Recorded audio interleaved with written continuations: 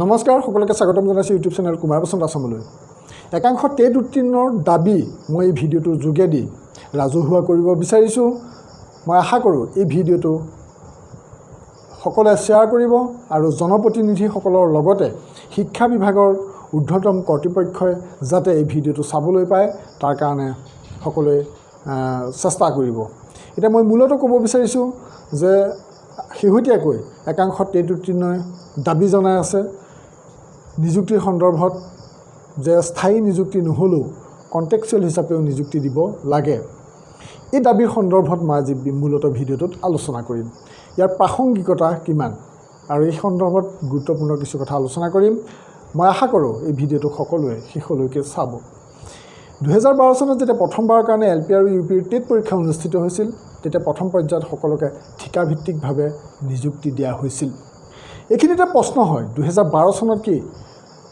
Regular post নাছিল নেকি 2012 চনত প্ৰথমবাৰৰ কাৰণে টেট উত্তীৰ্ণ সকলক কিয় ঠিকাভিত্তিক হিচাপে নিযুক্তি দিব লগা হৈছিল সেই সময়তো পাৰ্মানেন্ট পোষ্ট হিচাপেতো দিব পাৰিলেহেঁতেন কিন্তু পৰৱৰ্তী সময়ত পাৰ্মানেন্ট পোষ্ট এডভাৰটাইজ ওলাইছিলে আৰু এই ঠিকাভিত্তিক শিক্ষকসকলে আবেদন কৰি তাত সোমাই গৈছিলে যদি আমি 2012 চনৰ পৰা পৰৱৰ্তী সময়ৰ ঘটনা আজি আমি ভালকৈ চাওঁ দেখা পাম শিক্ষা বিভাগত ঠিকাভিত্তিক শিক্ষকৰ নিযুক্তি যথেষ্ট সংখ্যকৰ হৈ আছে 2012 চনত প্ৰথম হৈছে তাৰ পাছত কেইবাবাৰো মানে কেইবাটা ফেজত এপইণ্টমেণ্ট হৈছে ঠিকাভিত্তিকভাৱে 3-4টা ফেজত হৈছে আৰু ষ্টেট পুল আৰু সৰ্বশিক্ষাৰ অধীনত পৰৱৰ্তী সময়ত যে স্পেচিয়েল টেট অনুষ্ঠিত হৈছিল সেই টেটৰ যোগেদিও এছএছএ কণ্টেক্সুৱেল আৰু ষ্টেট পুল কণ্টেক্সুৱেল এনেধৰণে এপইণ্টমেণ্ট হৈছে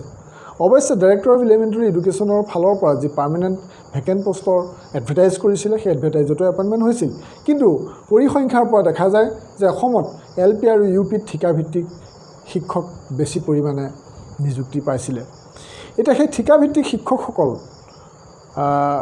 বহুখিনি ৰেগুলাৰত সোমাই পৰিলে এটা কথা হ'ল যে ঠিকাভিত্তিক শিক্ষকসকল যে ৰেগুলাৰত সোমাই পৰিলে বহুতৰ পদ মানে নিয়মীয়া হ'ল কিন্তু সেই ঠিকাভিত্তিক পদসমূহ কি হ'ল তাৰ মানে মই এইটো কথা ক'ব বিচাৰিছোঁ যে 2012 চনত মই উদাহৰণ হিচাপে কৈছোঁ এটা উদাহৰণ সেই উদাহৰণটো ল'লে বহুত কথা ওলাব 2012 চনত এলপি আৰু ইউপিত এনে কিছুমান পোষ্ট এপইণ্টমেণ্ট দিয়া হৈছিল সেই বিদ্যালয়খনত খালী আছিলে যেনে এখন আপাৰ প্ৰাইমেৰী স্কুলত ছায়েন্সৰ শিক্ষক এজন নহ'লেই নহয় 2012 চনত ঠিকাভিত্তিকভাৱে এনেকুৱা বহুত শিক্ষকক এপইণ্টমেণ্ট দিয়া হৈছিল মইতো বহুত উদাহৰণ ল'ব পাৰোঁ মই তাৰ নিৰ্দিষ্ট উদাহৰণটো লওঁ যে বহুত আপাৰ প্ৰাইমেৰী স্কুলত ছায়েন্স এণ্ড মেথছ টিচাৰ বুলি কোনো শিক্ষক নাছিল অৰ্থাৎ বিজ্ঞান আৰু গণিত শিকাবলৈ কোনো শিক্ষক নাছিল কোনোবা এজন আগতে আছিলে যদিও তেওঁ হয় বেলেগ স্কুললৈ গুচি গ'ল বা বিভিন্ন কথা তাত আছে এতিয়া 2012 চনত আপাৰ প্ৰাইমেৰীত যি কণ্টেক্সুৱেল এপইণ্টমেণ্ট হৈছিলে মানে লোৱাৰ প্ৰাইমেৰীৰ লগতে তাত দেখা গৈছিলে যে যিবিলাক আপাৰ প্ৰাইমেৰী স্কুলত ছায়েন্স এণ্ড মেথছ টিচাৰ নাই সেইবিলাক স্কুলত কণ্টেক্সুৱেল হিচাপে এপইণ্টমেণ্ট দিছিলে পৰৱৰ্তী সময়ত তেনেকুৱা বহুত science and maths teacher permanent পোষ্টলৈ গুচি আহিছিল মই আপোনালোকক এই ভিডিঅ'টো অকল মই ছায়েন্স মেথছ টিচাৰৰ কাৰণে প্ৰস্তুত কৰা নাই ভিডিঅ'টোত মই এটা উদাহৰণ হিচাপে লৈছোঁ এতিয়া মই সেই কথাখিনি ক'ব বিচাৰিছোঁ যে ৰেগুলাৰ ভেকেণ্ট পোষ্ট এখন জিলাত হয়তো 10টা বা 15টা ওলাইছিলে সেই সময়ত upper primary science and maths teacher হিচাপে এতিয়াও আপোনালোকে যে দেখিছে এই 9635টা পদত যি আপাৰ প্ৰাইমেৰী ছায়েন্স টিচাৰ আছে প্ৰকৃততে বহু বিদ্যালয়ত ছায়েন্স এণ্ড মেথছ টিচাৰ পোষ্টৰ ৰিটায়াৰমেণ্ট ভেকেণ্ট নাই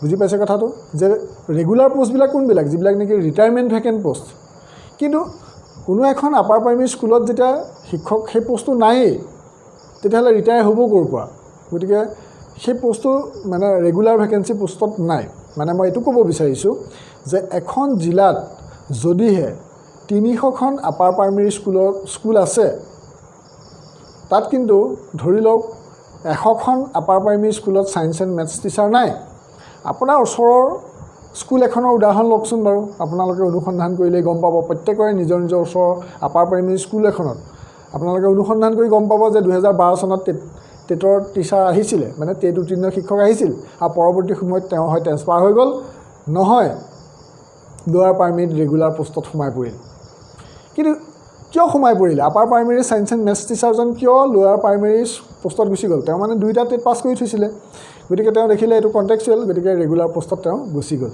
এই যে গুচি যোৱাৰ কাৰণ কেইবাটাও আছে এক হ'ল তেওঁ কণ্টেক্সুৱেলত অনিশ্চয়তাত থাকিলে সেইকাৰণে ৰেগুলাৰ পোষ্টত গুচি গ'ল 2 নম্বৰ কথা হ'ল যদিহে আপাৰ প্ৰাইমেৰী স্কুলত ৰিটায়াৰমেণ্ট ভেকেণ্ট পোষ্ট বেছি ওলালহেঁতেন মানে পাৰ্মানেণ্ট পোষ্ট বেছি ওলালহেঁতেন নিশ্চয় তেওঁ আপাৰ প্ৰাইমেৰী স্কুলতে থাকিলেহেঁতেন কিন্তু দেখা যায় যে আপাৰ প্ৰাইমেৰী স্কুলত কোনোবা এখন জিলাত পোষ্ট আছে 15টা পোষ্ট আছে কিন্তু সায়েন্স এণ্ড মেথছ টিচাৰ খালী হৈ আছে হয়তো 150 বা 200খন স্কুলত তাৰ ৰহস্যটো কি ৰহস্যটো হ'ল যে বহুত স্কুলত ৰেগুলাৰ টিচাৰ পোষ্টটো মানে তাত ভেকেণ্ট হিচাপে হোৱাই নাই মানে তাৰ ৰিটায়াৰ হোৱাই নাই তাত পোষ্টখিনি দিয়াই নাই মানে এপইণ্টমেণ্টেই দিয়া নাই আগতে কি হৈছিলে আপাৰ প্ৰাইমেৰী স্কুলত সায়েন্সৰ শিক্ষক অলপ দিছিলে তাৰপিছত বহুত স্কুলত দিবলৈ থাকিয়েই গ'ল এই যে থাকি গ'ল সেই স্কুলবিলাকত আজি পৰ্যন্ত শিক্ষক নাই এটা কথা হ'ল মই এটা উদাহৰণ হিচাপেহে ল'লোঁ এই যে আপাৰ প্ৰাইমেৰী স্কুলবিলাকত সায়েন্স এণ্ড মেথছ টিচাৰ নাই আৰু জিলাখনৰ প্ৰতি অতি নগণ্য সংখ্যক পোষ্টহে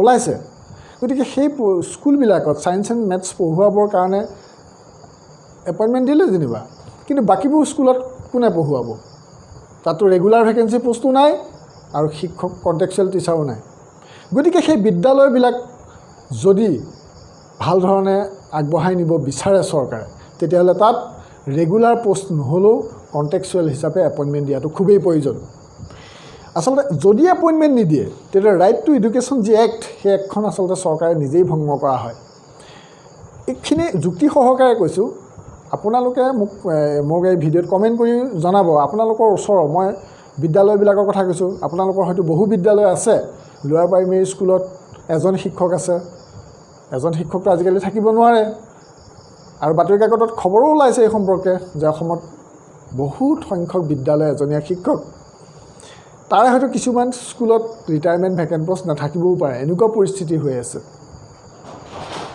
আৰু এটা কথা হ'ল যে মই আপাৰ প্ৰাইমেৰী স্কুলৰ যিটো উদাহৰণ ল'লোঁ আৰু সেইখিনিতে কওঁ যে বহু বিদ্যালয়ত হিন্দী টিচাৰ পোষ্টটো খালী হৈ আছে আপাৰ প্ৰাইমেৰীৰ ক্ষেত্ৰত কিন্তু এতিয়া যিটো এপইণ্টমেণ্ট দিব বিচাৰিছে 9635টা পদত কিন্তু সেই গোটেই যদি হিন্দী টিচাৰ এপইণ্টমেণ্ট দিয়েও কিন্তু আটাইবিলাক স্কুল ফিল আপ নহয় বহুত স্কুল বাকী হৈ থাকিব আটাইতকৈ ডাঙৰকৈ আমি প্ৰব্লেম দেখিছোঁ সেইটো হ'ল যে 2012 চন বা পৰৱৰ্তী সময়ত যিবিলাক কণ্টেক্সুৱেল টিচাৰ এপইণ্টমেণ্ট দিছিল কিয় দিছিল সেই বিদ্যালয়খনত প্ৰয়োজন আছিল কাৰণে দিছিল এনেইতো যধে-মধে দিয়া নাছিলে এখন বিদ্যালয়ত এছিষ্টেণ্ট টিচাৰে হওক কিংবা ছায়েন্স টিচাৰে হওক বা হিন্দী টিচাৰে হওক তাত প্ৰয়োজন থকাৰ কাৰণে এপইণ্টমেণ্ট দিছিলে সেই শিক্ষকজন পৰৱৰ্তী সময়ত পাৰ্মানেণ্ট পোষ্টলৈ গুচি গ'ল তেতিয়াহ'লে তেওঁৰ পোষ্টটো খালী হৈ থাকিলে নে নাই অসমত তেনেকুৱা হাজাৰ হাজাৰ কণ্টেক্সুৱেল পোষ্ট খালী হৈ আছে তেতিয়াহ'লে সেই পোষ্টখিনিত শিক্ষক এপইণ্টমেণ্ট দিয়াটো প্ৰয়োজন হয় নে নহয় সেইটো এটা গুৰুত্বপূৰ্ণ কথা সেইবিলাক ৰেগুলাৰ ভেকেণ্ট পোষ্ট নহয় কণ্টেক্সুৱেল পোষ্ট তাৰ শিক্ষকবিলাক গুচি গ'ল এতিয়া এইখিনিতে যুক্তিৰে কওঁ কথাটো যে 2012 চনত যেতিয়া এপইণ্টমেণ্ট দিছিলে কণ্টেক্সুৱেল হিচাপে বা তাৰ পৰৱৰ্তী সময়টো দিছিলে সেই শিক্ষকবোৰ গুচি গ'ল তাত প্ৰয়োজন আছিল কাৰণে দিছিল গতিকে সেই বিদ্যালয়বোৰত এতিয়াও প্ৰয়োজন আছে আপুনি অনুসন্ধান কৰিলে গম পাব বা আপুনি অকণমান মানে খা খবৰ কৰিলে গম পাব আপোনাৰ ওচৰৰ যিবিলাক আপাৰ প্ৰাইমেৰী চৰকাৰী স্কুল আছে তাত 2012 চনত টেটৰ কেইবাজনো শিক্ষক আহিছিল কিন্তু এতিয়া আছেনে নাই গুচি গ'ল বেলেগ বেলেগ স্কুললৈ গুচি গ'ল মানে ৰেগুলাৰ কণ্টেক্সুৱেলৰ পৰা পাৰ্মানেণ্টলৈ গুচি গ'ল বহুতখিনি শিক্ষক গতিকে কণ্টেক্সুৱেল পোষ্টখিনি খালী হ'ল গতিকে খালী পদত নিযুক্তি দিব লাগে গতিকে মই এই ভিডিঅ'টোৰ যোগেদি এই কথাটোৱে কওঁ যে বৰ্তমান চৰকাৰখনে ৰেগুলাৰ পোষ্ট কেইটামান ব্লক কৰি ৰখা অলপমানত এপইণ্টমেণ্ট দিয়া এইটো চিন্তাহে কৰিছে কিন্তু মই যিটো মানে এটা গুৰুত্বপূৰ্ণ কথা উত্থাপন কৰিছোঁ সেইটো হৈছে যে আপাৰ প্ৰাইমেৰী স্কুলবিলাকত ছায়েন্স এণ্ড মেথছ টিচাৰ বহুত স্কুলত নাই আৰু তাত ৰেগুলাৰ ভেকেণ্ট পোষ্টো নাই তেতিয়াহ'লে এপইণ্টমেণ্ট ৰেগুলাৰ পোষ্টৰ এডভাৰটাইজ যদি আৰু 10 বছৰ দিয়ে থাকে তথাপি সেই বিদ্যালয়বিলাকত কিন্তু ছায়েন্স এণ্ড মেথছ টিচাৰ শিক্ষকজন গৈ নাপাবগৈ তাৰমানে তাত কণ্টেক্সুৱেলে এপইণ্টমেণ্ট দিব লাগিব তাত পোষ্টটো ক্ৰিয়েট হয় নাই তাত ৰিটায়াৰমেণ্ট ভেকেণ্ট ক'ৰ পৰা ওলাব ৰেগুলাৰ পোষ্ট ক'ৰ পৰা ওলাব তেনেকুৱা বহুত স্কুল আছে 1991 চনৰ আশে পাশে কিছুমান স্কুল প্ৰভিঞ্চিয়েলাইজ হৈছিলে সেইবোৰ স্কুলতো তেনেকুৱা ছায়েন্স টিচাৰ নাই বছৰ ধৰি খালী হৈ আছে এতিয়া আপোনালোকে এডভাৰটাইজবিলাক দেখি ভাবিছে যে এইখিনি এপইণ্টমেণ্ট দিলে স্কুলবিলাক ফিল আপ হৈ যাব সেইটো নহয় বাস্তৱত এতিয়া মই যুক্তিৰে কৈছোঁ কথাটো সেইকাৰণে যে এখন আপাৰ প্ৰাইমেৰী স্কুলত যদি ছায়েন্স এণ্ড মেথছ টিচাৰ এজনো নাথাকে, চৰকাৰে যদি ৰেগুলাৰ হিচাপেও এপইণ্টমেণ্ট নিদিয়ে, কণ্টেক্সুৱেল হিচাপেও এপইণ্টমেণ্ট নিদিয়ে, তেতিয়াহ'লে শিক্ষাৰ অধিকাৰটো খৰ্ব কৰা হ'লনে নাই? সেই ছাত্ৰ ছাত্ৰীসকলে ক্লাছ 8লৈকে 6, 7, 8 যি গণিত আৰু বিজ্ঞান শিকিব লাগিব, কাৰ পৰা শিকিব? চৰকাৰৰ শিক্ষা বিভাগে এজন উপযুক্ত শিক্ষক নিযুক্তি নিদিয়াৰ ফলত ছাত্ৰ ছাত্ৰীসকল উপযুক্ত শিক্ষাৰ পৰা বঞ্চিত হৈ যাব। গতিকে এইটো শিক্ষাৰ অধিকাৰ আইনখনেই খৰ্ব কৰা হৈছে, তেওঁলোকক শিক্ষাৰ অধিকাৰৰ পৰা বঞ্চিত কৰা হৈছে। গতিকে চৰকাৰী বিদ্যালয়বিলাকত শিক্ষা বিভাগে যিমানেই পঢ়িবলৈ নকওক কিয়, পঢ়িব জানো? এখন স্কুলত যদি ক্লাছ 8ত বা 7ত বা 6ত অংক শিকাবলৈ যদি শিক্ষকেই নাই, তেতিয়াহ'লে চাউল বস্তাই বস্তাই দিয়ক, মিড ডে মিলৰ অন্যান্য সা সামগ্ৰী পূৰা ভেৰাইটিজ দিয়ক, যাব জানো? পঢ়িবলৈতো যাবলৈ তাত শিকাব কোনে? শিকাবলৈতো শিক্ষকজন লাগিব। গতিকে গাঁঠিৰ ধন ভাঙি দিন হাজিৰা কৰি হ'লেও সেই ষ্টুডেণ্টজনক হয়তো ব্যক্তিগত খণ্ডৰ বিদ্যালয়ত নামভৰ্তি কৰাব। এইটো হ'ল বাস্তৱ সত্য কথা। আৰু এই বাস্তৱ সত্য কথাটো চৰকাৰখনে উপলব্ধি নকৰা পৰ্যন্ত অসমৰ চৰকাৰী শিক্ষা বিভাগ আগবাঢ়ি যাব নোৱাৰে। এই কথা নিশ্চয় আপুনিও একমত হ'ব। গতিকে অসমৰ বাস্তৱ এই সমস্যাটো সমাধান কৰিবলৈ হ'লে ঠিকাভিত্তিকভাৱে শিক্ষক নিযুক্তি দিয়াৰ খুবেই প্ৰয়োজন আছে। মই যিখিনি কথা ক'লোঁ যে পাৰ্মানেণ্টত গুচি গ'ল, বহুতখিনি পোষ্ট খালী হৈ আছে। সেই খালী পোষ্টবিলাকত মানে কণ্টেক্সুৱেল বহুত পোষ্ট খালী হৈ আছে। সেই খালী পদবিলাকত শিক্ষক দিয়াৰ প্ৰয়োজন আছেতো। যদি প্ৰয়োজন নাই, তেতিয়াহ'লে সেইজন শিক্ষককো এপইণ্টমেণ্ট দিয়াটো প্ৰয়োজন নাছিল। ধৰি লওক এখন বিদ্যালয়ত, মইতো নামটো এনেই ধৰি লৈছোঁ, ৰমেন নামৰ এজন শিক্ষকক এপইণ্টমেণ্ট দিছিলে। বুজি পাইছে কথাটো? সেই শিক্ষকজনক তাত প্ৰয়োজন আছিল কাৰণে দিছিল। তাৰপিছত তেওঁ ৰেগুলাৰলৈ গুচি গ'ল। 2 বছৰ চাকৰি কৰাৰ পিছত ৰেগুলাৰ পোষ্টত গুচি গ'ল। আজি সেই পোষ্টটো খালী হৈ আছে। এতিয়া আমাৰ কথাটো হ'ল যে সেইখন বিদ্যালয়ত বৰ্তমান কণ্টেক্সুৱেল এজনো দিয়া নাই, পাৰ্মানেণ্ট এজনো দিয়া নাই। আৰু যদি আমি পাৰ্মানেণ্ট লিষ্টত চাওঁ, সেই বিদ্যালয়খনত নাই। বুজি পাইছে কথাটো? তাৰমানে তাত কণ্টেক্সুৱেলকৈ দিব লাগিব। আচ্ছা, এতিয়া ৰমেন নামৰ শিক্ষকজনৰ ঠাইত কোনে পঢ়ুৱাব? হয় সেইখন বিদ্যালয়ত সেই শিক্ষকজন প্ৰয়োজন নাই, তেনেকুৱা এজন প্ৰয়োজন নহয়, এইটো প্ৰয়োজন আছে। যদি প্ৰয়োজন আছে, মানে ৰমেন নামৰ শিক্ষকজনে ধৰি লওক 2012 চনত সেইখন স্কুলত এপইণ্টমেণ্ট পালে, প্ৰায় 2 বছৰ চাকৰি কৰি তাৰপিছত পাৰ্মানেণ্ট পোষ্টলৈ গুচি গ'ল। এতিয়া প্ৰশ্ন হ'ল যে ৰমেন নামৰ সেই শিক্ষকজন সেই বিদ্যালয়খনত যে এপইণ্টমেণ্ট দিছিল, তাত প্ৰয়োজনত দিছিলে নে এনেই দিছিলে? হয় প্ৰয়োজনত যদি দিছিলে, তেতিয়াহ'লে সেই 2 বছৰ যে পঢ়ুৱাওঁতে প্ৰয়োজন আছিল, তাৰ পাছত কি প্ৰয়োজন নাই নেকি? তাৰ পাছততো প্ৰয়োজন আছে। যদি প্ৰয়োজন নাই, তেতিয়াহ'লে 2012 চনত কিয় তাত এপইণ্টমেণ্ট দিছিলে? গতিকে এপইণ্টমেণ্ট দিয়াটোৱেই ভুল তেতিয়াহ'লে। কিন্তু আমি জনামতে উপযুক্ত স্থানতহে এপইণ্টমেণ্ট দিছিলে। অৰ্থাৎ কথাখিনি এইটোৱেই বুজাইছে যে সেই খালী পদবিলাকত, মানে কণ্টেক্সুৱেলবিলাকত য'ত য'ত খালী হৈ গ'ল, আৰু এতিয়াও কিছুমান বিদ্যালয়ত লোৱাৰ আছামৰ ফালে বিশেষকৈ যথেষ্ট ছাত্ৰ ছাত্ৰী আছে, আৰু সেই ছাত্ৰ ছাত্ৰীৰ অনুপাতে শিক্ষক নাই, আৰু ৰেগুলাৰ খালী পদটোতো আছেই। এতিয়া কথা হ'ল কি, চৰকাৰী শিক্ষানুষ্ঠানবিলাকক ল'ৰা ছোৱালী পঢ়ুৱাব লাগে বুলি চৰকাৰখনে যিমানেই চিঞৰ বাখৰ কৰি নাথাকক কিয়, যদিহে তাত শিক্ষকৰ চাহিদাটো পূৰণ নকৰে, ৰেগুলাৰ হিচাপেই হওক, কণ্টেক্সুৱেল হিচাপেই হওক, তেতিয়াহ'লে এইবিলাক মাত্ৰ এনেই ঢাক ঢোল বজোৱাহে হ'ব। বাস্তৱত এইটো কেতিয়াও কামত নাহিব। গতিকে মই এই ভিডিঅ'টোৰ যোগেদি কি কৈছোঁ বুজি পাইছে যে ৰেগুলাৰ পোষ্ট যিমান আছে, কিছুমান পোষ্ট ব্লক কৰি ৰাখিছে, কৰক, সেইটো কেবিনেটৰ সিদ্ধান্ত। তাৰ বাদে যিমানবোৰ খালী পদ আছে এপইণ্টমেণ্ট দিব লাগে। আৰু বহুত স্কুলত পাৰ্মানেণ্ট পোষ্ট ভেকেণ্ট লিষ্টত নাই, তাত কণ্টেক্সুৱেল হিচাপে এপইণ্টমেণ্ট দিব লাগে য'ত প্ৰয়োজন। গতিকে কণ্টেক্সুৱেল হিচাপে যদি এপইণ্টমেণ্ট দিয়াৰ চিন্তা কৰে, প্ৰথমতে আমি শিক্ষিত নিবনুৱাবোৰক জীৱিকা দিয়া এইটো চিন্তা কৰিব নালাগে চৰকাৰখনে। চৰকাৰখনে চিন্তা কৰক যে চৰকাৰী শিক্ষানুষ্ঠানবোৰ বচাব লাগে, চৰকাৰী শিক্ষানুষ্ঠানবোৰ আগবঢ়াব লাগে। সভাই সমিতিয়ে ৰাজহুৱা মিটিঙত কেৱল ভাষণ দিলেই, আমাৰ জনপ্ৰতিনিধিসকলে যদি ডাঙৰ ডাঙৰ স্বৰত ভাষণ দিয়ে, তেতিয়া জানো সমস্যাটো সমাধান হ'ব? বাস্তৱত এই সমস্যা সমাধান কৰিব লাগিব। গতিকে মোৰ যুক্তিয়ে কয় যে আপোনালোকেও এইটো দাবী জনাব পাৰে, শিক্ষামন্ত্ৰীক দাবী জনাব পাৰে যে ঠিকাভিত্তিক হিচাপে নিযুক্তি দিয়ক, কাৰণ ঠিকাভিত্তিকৰ বহুত হাজাৰ পোষ্ট খালী হৈ আছে। ক'ৰপৰা খালী মই কথাখিনি বুজাই ক'লোৱেই। যদি ঠিকাভিত্তিক হিচাপে নিযুক্তি দিয়াৰ ব্যৱস্থা কৰে, তেতিয়া নতুনকৈ TET'-19 বহু শিক্ষক সেই ঠিকাভিত্তিক পদত সোমাই যাব। নিশ্চয় এটা সমাধানৰ সূত্ৰ ওলাব। আজি মই ভিডিঅ'টোত এটা নতুন বিষয় আলোচনা কৰিলোঁ। আপুনি মোৰ এই মুহূৰ্তলৈকে ভিডিঅ'টো চাই আছেনে নাই? যদি চাই আছে তেতিয়াহ'লে আপুনি এটা কমেণ্ট কৰিব লাগিব। মই কোৱা আজি কথাখিনিত ঠিকাভিত্তিক শিক্ষকসকলক নিযুক্তি দিয়াৰ প্ৰয়োজন আছেনে নাই আপুনি এটা কমেণ্ট কৰিব। আপোনাৰ কমেণ্টটোতো মই ভিডিঅ'টোৰ বিষয়টোতে সুধিছোঁ যে আপুনি মনত কি ভাবে যে ঠিকাভিত্তিক শিক্ষকবিলাকক শিক্ষক হিচাপে নিযুক্তি দিয়াৰ প্ৰয়োজন কিমান? আপোনালোকে প্ৰত্যেকেই কমেণ্ট কৰক, কাৰণ এই কমেণ্টবিলাকে জনজাগৰণৰ সৃষ্টি কৰে। আপোনালোকে এটা কথা জানিব যে কুমাৰ বসন্ত আছাম ইউটিউব চেনেলৰ ভিডিঅ' যেনেকৈ চাইছে বহুতে কমেণ্টখিনি পঢ়ে।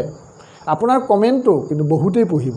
আপুনি মই ভিডিঅ'ৰ কথা মই যিখিনি কথা কৈছোঁ কথাখিনি আপোনালোকে শুনি পেলাই যেনেকৈ গম পাইছে, আপোনাৰ কমেণ্টটো তেনেকৈ হাজাৰ হাজাৰ লোকে পঢ়িব। গতিকে আপোনালোকে কমেণ্ট কৰিবলৈ নাপাহৰিব। মোক সমালোচনা কৰি দিয়া কমেণ্টে বৰ কামত নিদিব। আপোনালোকে পজিটিভ লাইনত লিখক, যাতে আপোনালোকৰ সমস্যাবোৰ সমাধান হয়।